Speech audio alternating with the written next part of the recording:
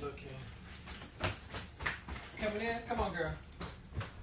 Ready for some music. Just another day. Instead of curse, the curse, reverse the curse. Instead of dirt, the deal will arise when the trumpets burst. But I need you to trust me first. My child is waiting. He was speaking that Jesus was going to come, right, and destroy him. And so, like, God knows the end before the beginning. And so while we sitting there like, I'm waiting on you, he's like, it's already done. You know what I'm saying? The Bible says he's the author and the finisher of our faith. You know, but at the same time, we play a part in that because we'll never see God move if we don't move. You know what I'm saying? We'll never hear God speak if we don't speak to him, right? Draw nigh to me, I draw nigh to you. So God just sitting there like I said, I'm waiting on you. You know, even if, like the prodigal son with the father, he left, he did the same. The father was waiting on him, like, right there. And then he threw a big old celebration. So that's how I feel like anytime we go to God, he gonna do something great, something gonna happen, things gonna move, but it take us to step out of faith and do something. You know what I'm saying? Like I told you before, man, like the lyrics, like it doesn't sound like you wrote it, like it's too good. You know what I'm saying? Like I don't think you could write this well. You could write well.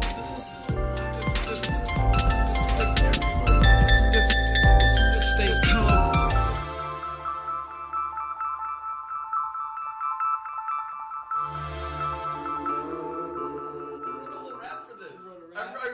You hit me up. You did a spoken word.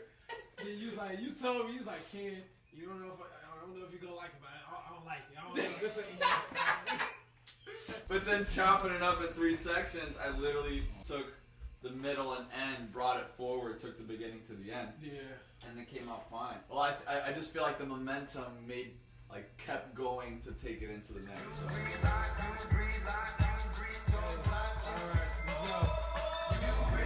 Alright, let's go. So later on, as I been listening to this, it sounds like Lord. It do sound like Lord. And I didn't catch it till later. So in the future, when we play this live, you can just go, Lord, Lord, you breathe life, Lord. And I just originally, that's all it is. But you can throw an L secretively. So much life is me. So much life is me. Persuasion. Still I rise like Maya and Tupac in 2 socks and 2 hot weather and 2 cops on trial. I rise like blue collars on Monday. Church folks on Sunday, models on the runway. I rise. I rise. I rise. Not who I am yet, but still me. Yeah.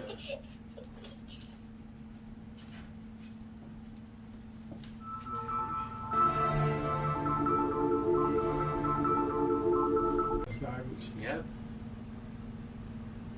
Just like your football career. Let's see. I feel like it might attract more attention because it's different. And people, some people not used to different, so I feel like they might like it. It's gonna change up right here. Let's see. Let's see. Daddy, why do you even have a studio? Your music is trash. I don't know. You shouldn't record this on YouTube or anything like that. What? Get out of here. For me as a young man growing up in the United States and being influenced by all these things that are going on, music has obviously been a big part of that as we are living in this technological day and age. But for me to be able to experience God and be able to put that into my art has been by far the most amazing thing I've been able to do, aside seeing people's lives get transformed because of the gospel of Jesus.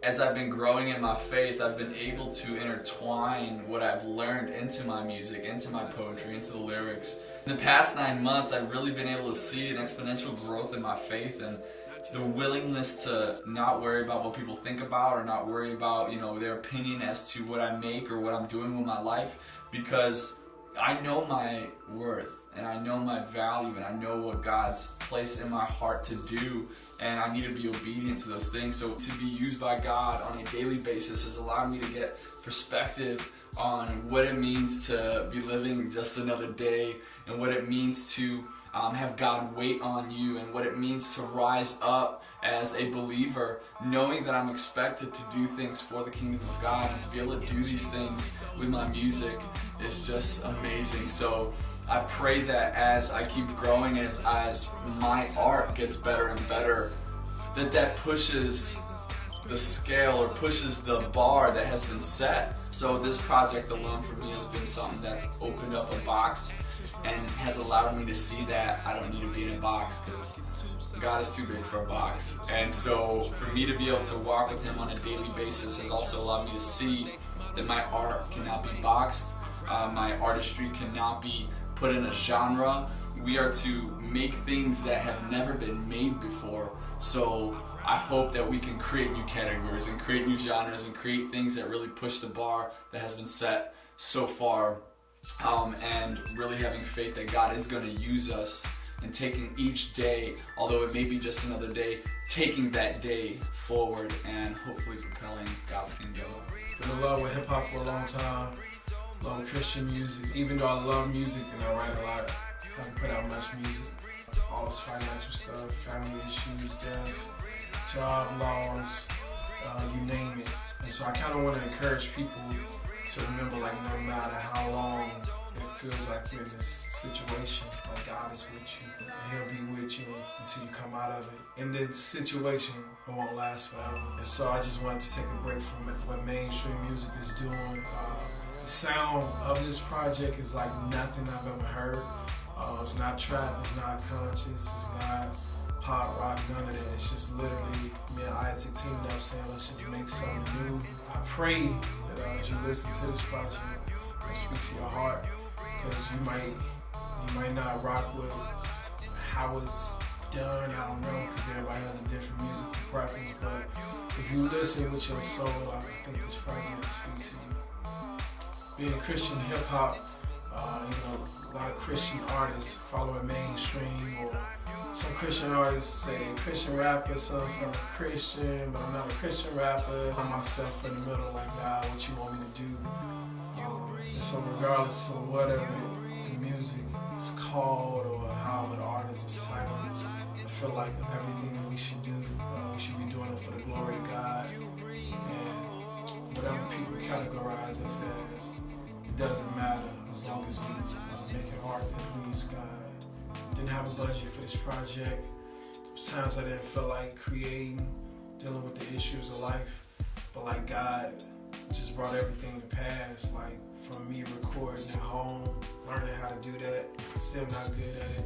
My homie Isaac producing at home, my homie David mixing and mastering it, Vanessa recording videos for me. Like, all of us somewhat beginners and not novice yet. And we all just came together to put something together, hoping that we are blessing the people. So I want to encourage you, like, to do what God calls you to do, and continue to press on whether you feel like it or not. He said that His grace is sufficient for our weakness. As a matter of fact, His power works best when we are weak. Going through the pain and the madness, where is the joy and the gladness? When will the good things come and the bad things leave? I need a new tree. Maybe when I pray, maybe when I seek you, stop living a lie. Maybe I'll see truth. Cause truth is, if the shoe fits, then I gotta wear it, or I gotta bear it.